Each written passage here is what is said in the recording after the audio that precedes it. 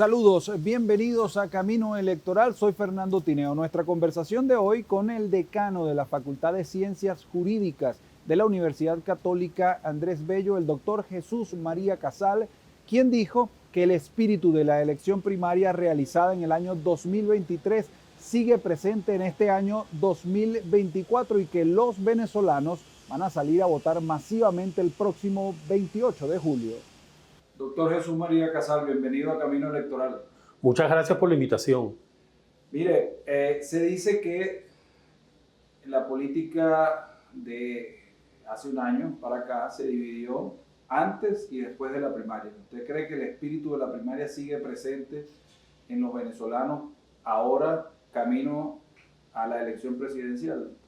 Yo pienso que sí, porque ha habido una gran recuperación de la ruta electoral. La intención de votar es muy alta. No solamente el porcentaje, sino el nivel de compromiso que uno observa en la gente con el voto. El deseo, la voluntad firme de los venezolanos de ejercer su derecho al voto y de una inmensa mayoría de los venezolanos de procurar el cambio político por la ruta pacífica constitucional, la ruta del voto. Y pensamos que la primaria contribuyó a eso de manera importante. Fíjense que en esta campaña, que ha sido bastante distinta a la que habíamos visto en algún momento en nuestro país, del lado de la oposición, la ganadora de las primarias está haciendo campaña, María Corina Machado, en favor de una candidatura que es la del señor Edmundo González. Pero cuando uno va preguntando, quizá en sectores populares, en la calle, mucha gente dice que va a votar por María Corina. Y ese desconocimiento de la candidatura de Edmundo González está presente. ¿Cómo lo analiza usted? Bueno, efectivamente se presentaron circunstancias pues, que impidieron a María Corina Machado postularse. Sabemos que se dio pues, una situación luego a nivel de la plataforma unitaria, el sistema de registro ante el CNE y finalmente se inscribió esta candidatura de Edmundo González originalmente como algo provisional, pero luego quedó ya como el candidato de la Mesa de la Unidad Democrática, Un Nuevo Tiempo, MPB. Y bueno, yo creo que en estos tiempos que queda hay que intensificar, él debe intensificar sus tareas, sus labores de campaña electoral para que se conozca su propuesta, su oferta electoral y que no haya confusión entre los electores y que al mismo tiempo que María Corina Machado y otros líderes que han manifestado su respaldo a Edmundo González lo acompañen, lo respalden, al mismo tiempo el protagonismo lo tenga él y eso transmite un mensaje claro para la gente. Toda la semana, al menos los periodistas, nos colocamos siempre frente al computador, frente al teléfono, buscando información en el Tribunal Supremo de Justicia. Porque hay como una especie de amenaza siempre latente allí sobre la candidatura de Edmundo González a la tarjeta de la Mesa de la Unidad Democrática, que la pueden eliminar, que van a sacar una sentencia. ¿Hay algún resquicio? Ustedes, por ejemplo, que conocen, conocedor del derecho, ¿hay algún resquicio que quede por allí? ¿Alguna rendija por donde se puedan colar para emitir una sentencia que elimine esta candidatura? Por ejemplo, sí. hay un señor que se llama Luis Ratti, ha ido al Tribunal Supremo de Justicia a decir que hay una doble militancia. ¿Hay algo por donde se puedan meter? Yo no creo, Fernando. Pienso que uno observa que ya las cartas están echadas, es decir, que bueno, los candidatos que están en el ruedo, esos son los que estaría planteado que lleguen hasta el final, ¿no? Sin perjuicio de que, de acuerdo pues, a la ley, puede haber alguna sustitución a última hora o retiro de algún candidato. Pero en lo que concierne a la candidatura de Edmundo González, pues uno lo que observa es que el propio gobierno pues, está desarrollando su campaña a partir de esa premisa de que esa es la candidatura que se mantiene, como uno pareciera que ya pues, las cartas están echadas. Y por otro lado, después de haber ya admitido esas candidaturas, incluyendo la de Edmundo González, a la postulación realizada a través de la Mesa de la Unidad Democrática con 2 adhesiones de apoyo, tomar ahora esa decisión tendría un alto costo, ¿no? Podría significar algún tipo de limitación para una mayor credibilidad del proceso, una mayor transparencia. Es decir, consideremos también que desde el punto de vista del pluralismo político es muy importante que todas las opciones se puedan presentar, que los electores las tengan a la mano, que no haya decisiones de los organismos públicos que generen desinformación, confusión, porque si se llegara a dictar una decisión en ese sentido, bueno, se mantendría la postulación de un nuevo tiempo y de MPB, pero claro, esto generaría cierto desconcierto en la población. Todo esto pues afectaría en una fase ya muy avanzada del cronograma electoral, afectaría el desarrollo de la elección. O sea que lo que se puede hacer jurídicamente es un invento. O sea, pienso que ya a estas alturas del proceso, después de haberse admitido esa candidatura con el reconocimiento de la Mesa de la Unidad Democrática por el CNE, yo lo vería muy cuesta arriba y no he, digamos, encontrado argumentos que se presenten para poder sustentar esto. No he tenido acceso porque entiendo que no es fácil, pues a menos que haya algún poder judicial, ¿no? O por alguna de las partes. No he tenido acceso al escrito que presentó el señor Ratti, pero sí se escuchan declaraciones de prensa y no se halla un sustento para que se tome una decisión de esa naturaleza. Ahora, ¿cuáles serían las consecuencias para la administración de Nicolás Maduro de tomar una decisión como esta? Bueno, una decisión así sería una muy mala señal.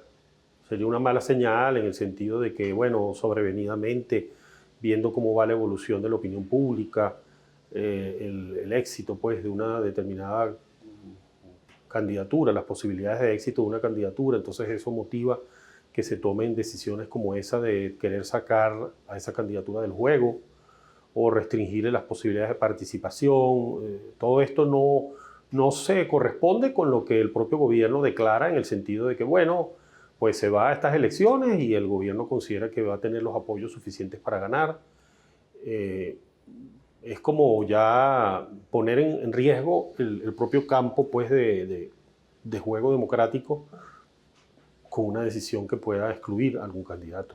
Usted estuvo al frente de la organización de las primarias. ¿Cómo ha visto, y sobre usted recayó una presión, supongo, en todos esos meses, ¿no? Tratando de organizar y que al final eso saliera bien, por el bien de la misma sociedad y de la política y la institucionalidad, el equilibrio? ¿Cómo ha visto, cómo analiza usted lo que ha venido haciendo el Consejo Nacional Electoral hasta hoy? El cronograma que colocó a última hora, en estos últimos días, revoca la invitación a la Unión Europea. ¿Cómo ha visto esa actuación? Bueno, mira, vamos a un proceso donde hay sus limitaciones. Pienso que las oportunidades, por ejemplo, para la actualización del registro electoral o inscripción de venezolanos en el registro electoral en el exterior, pues allí hubo muchas limitaciones. Ojalá hubiésemos tenido más días para también la actualización del registro o las nuevas inscripciones de venezolanos en territorio venezolano.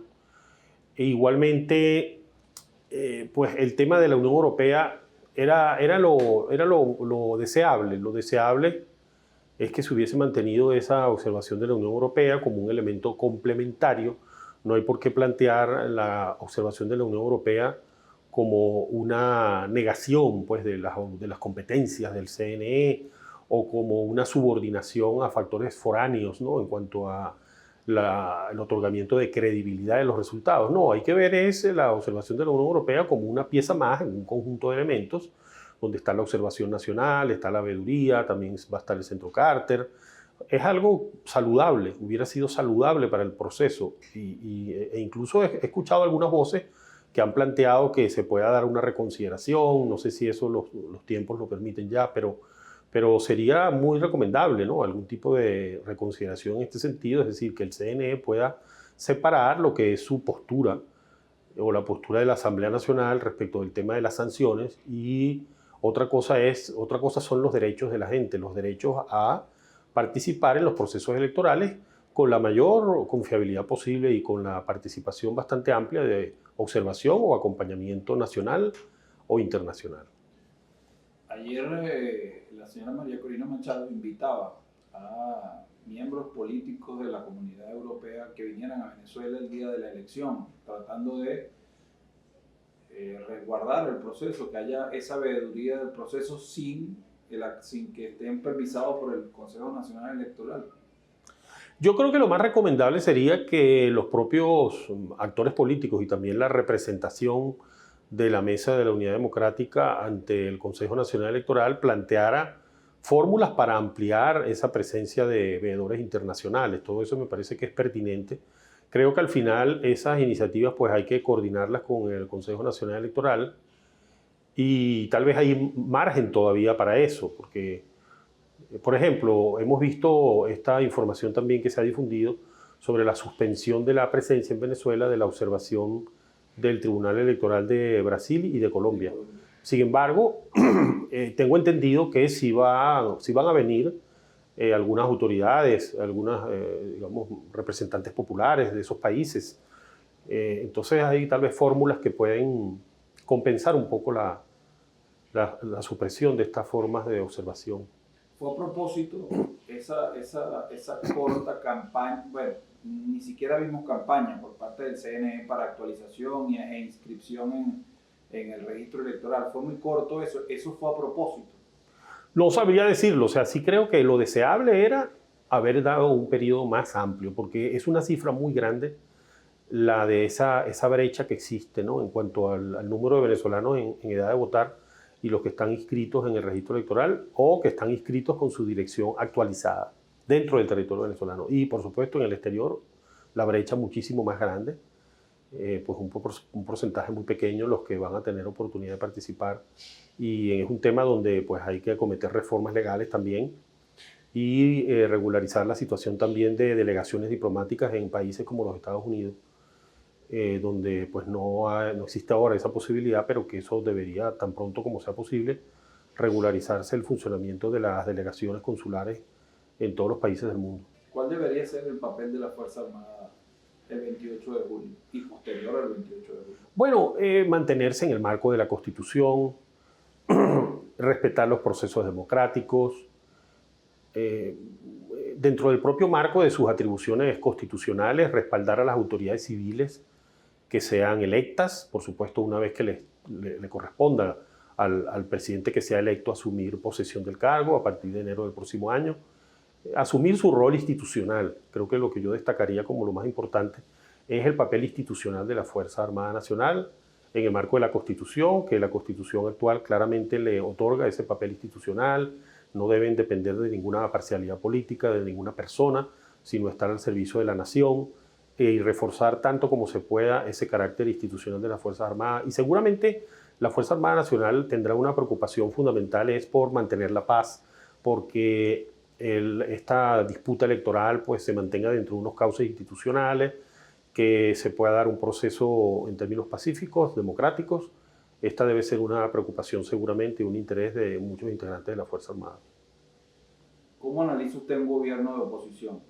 Un gobierno, se habla mucho de un gobierno integral de toda la oposición, o usted visualiza un gobierno donde María Corina, que es, digamos, la llamada líder de la oposición, va a colocar a sus fichas únicamente sin tomar en cuenta al resto de la oposición? ¿Cómo ve ese gobierno? Yo pienso que ese gobierno va a tener que ser un gobierno de unidad nacional. Así se establece, por cierto, en los documentos que fueron aprobados en el marco de la primaria, de la elección primaria, suscrito por todos los candidatos y aprobado por la plataforma unitaria. Un gobierno de unidad nacional, de reconciliación y libertad, pero con una exigencia gigantesca, porque le va a tocar ser muy amplio respecto de todos los factores de oposición y también ser inclusivo respecto de factores del gobierno que deben ser tenidos en cuenta. Entonces es un desafío gigantesco para la gobernabilidad. La gobernabilidad democrática va a tener que ser muy democrática en el sentido del pluralismo, de tomar en cuenta distintas posiciones. No puede ser un planteamiento unilateral, no puede ser la imposición de un grupo, sino que todos los líderes de oposición y también líderes que han tenido distintas posturas, ¿no? Respecto de lo que fue la primaria, respecto de las decisiones que se han tomado en los últimos meses en la oposición. Muchos de ellos ahora están en torno a la figura de Edmundo González. Algunos que no estuvieron con la primaria, por ejemplo, que no apoyaban lo que fue el proceso de primaria porque defendían más el consenso. Sin embargo, ahora están apoyando a Edmundo González, a pesar de que la candidatura de Edmundo González no se entendería sin la primaria, porque hay quienes dicen, bueno, pero es que al final él fue electo por consenso. Sí, pero es que el consenso de él sobre su figura no se produce en el vacío, se produce sobre un primer tramo de proceso político en el cual hubo una primaria y de ahí salió un liderazgo y todo eso influyó en las decisiones que luego se tomaron. Entonces, eso me parece muy positivo, ¿no? Abrazar a toda esa diversidad de posiciones y también dentro de la plataforma unitaria, todos los factores. También ahí tuvo un papel muy importante Manuel Rosales, cuando estaba por decidirse el tema de la candidatura. Bueno, todos ellos tienen algo que decir y, como decía, también factores gubernamentales deben pues ser considerados de alguna manera, no necesariamente como un cogobierno, ¿no? Pero sí como a través de la creación de espacios de participación, que algunos ya están en la Constitución, que se pueden aprovechar, como el Consejo de Estado, Consejo Federal de Gobierno, pueden ser estructuras que a través de decisiones adecuadas se pueden convertir en espacios plurales de participación de distintos sectores para que puedan ser consultados, puedan ser escuchados. Estoy seguro que usted ha analizado esto que le voy a preguntar, porque se trata del marco jurídico, ¿no?, en el que vivimos todos en el país. ¿Qué habría que cambiar para volver a tener instituciones fuertes en el país? Y hablo del marco legal desde la Constitución hasta leyes ordinarias, leyes orgánicas. ¿Qué habría que cambiar para volver a tener instituciones fuertes? Se habla de las dos cámaras en la Asamblea nuevamente, eliminar la reelección indefinida, quizá volver a lo que teníamos en la Constitución anterior, que era un periodo por el medio, donde un presidente no podía mandar 2 periodos seguidos. ¿Qué ha analizado usted en torno a esa legalidad para recomponer? Sí, fíjate, algo muy importante es como que logremos rescatar unos compromisos mínimos de respeto a las reglas de juego y de respeto al adversario, porque un sistema democrático en el cual pues, se impone más una ley de excluir al enemigo, con unas u otras palabras, ¿no? Tiene pocas posibilidades de funcionar como un Estado de Derecho. Porque si cada vez que hay una designación, entonces se piensa es o somos nosotros o son ellos. Ese es un tema muy importante, trabajar unos acuerdos mínimos de respeto al campo de juego democrático. Y luego, en reformas institucionales, yo sí pienso que es muy importante recordar que es necesario poner límites a la reelección, porque ya hay decisiones de organismos internacionales como la Corte Interamericana de Derechos Humanos que han establecido que la reelección presidencial indefinida es contraria a los principios democráticos y pone en peligro la democracia y el pluralismo político, sobre todo pues, en los sistemas latinoamericanos presidenciales, ¿no? Por lo tanto, yo pienso que esto es necesario poner algún límite. Hay quienes hablan de permitir una sola reelección inmediata, tal vez con un periodo más corto de 4 años. En esta circunstancia particular en que nos encontramos, yo sería más partidario de una prohibición de la reelección inmediata. Prohibir la reelección inmediata, tal vez pueda ocurrir la reelección después de un periodo, ¿no?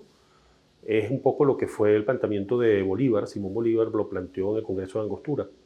No puede haber reelección sin alternancia, decía él. Es decir, que no podía haber reelección inmediata. Bueno, eso me parece que es lo más saludable. Y por otro lado, sí pienso también que es conveniente restablecer el bicameralismo, porque como Estado federal que somos, lo natural es tener 2 cámaras. Y por otro lado, es lo más democrático porque favorece los equilibrios políticos, puesto que tendríamos una Cámara de Diputados, que es más una Cámara de representación popular, donde las mayorías se hacen sentir más claramente, y otra Cámara, la Cámara del Senado, Cámara Alta, Cámara de Representación de los Estados, en la cual todos los estados se representan de manera equitativa y tiende a haber allí pues, una moderación, ¿no? Es lo que algunos llaman cámara de enfriamiento, o sea, en el sentido como de una cámara también por el perfil de quienes la integran, ¿no? Pero estoy pensando sobre todo es en que tiene más equilibrio porque representa equitativamente a todos los estados y además el periodo de designación de sus miembros no tendría que coincidir con el de la Cámara de Diputados, sino que podría tener renovación parcial de la Cámara del Senado, podría renovarse por mitad, por ejemplo, en una fecha distinta a la de la elección de los diputados. Y entonces esto, como un poco se ve en la experiencia de los Estados Unidos y otros países, es un poco también lo que pasa por otra vía en Alemania, un régimen como de más pesos y contrapesos. Más pesos y contrapesos creo que también sería conveniente. Perdimos, ¿no? Al final, sí, exacto. Se perdió, pero se puede mejorar la regulación que teníamos porque antes sí se elegían conjuntamente diputados y senadores para un mismo periodo de 5 años, ¿no? Sí. En cambio, esto ahora podría corregirse y establecer que se elija por mitad el Senado. El Senado tal vez podría tener un periodo más largo, por ejemplo, de 6 años, no de 5 años, y renovarse por mitad. Y igual representación de los estados. Esto creo que también es un factor de contención, de moderación. Y procurar, sobre todo, ya en la práctica institucional, rescatar el Estado de Derecho, la judicatura independiente, que se puedan preservar esos espacios de confiabilidad para ambas partes, de que para todos los ciudadanos, ¿no? Porque también es un tema de derechos, garantía de los derechos de la gente, de todos, de cada uno de nosotros, que tengamos esa posibilidad de acudir a un juez cuando sentimos que ha habido abusos, cuando nuestros derechos han podido ser lesionados incluso por el gobierno. ¿Cómo hacer, ya para finalizar, cómo hacer para no volver a tener un CNE parcializado, jueces en el alto tribunal de la República parcializados, confiar en diputados que al final son los que terminan eligiendo a estas personalidades que terminan siendo personalidades políticas y no o es a lo que nos han tenido acostumbrados durante 25 años?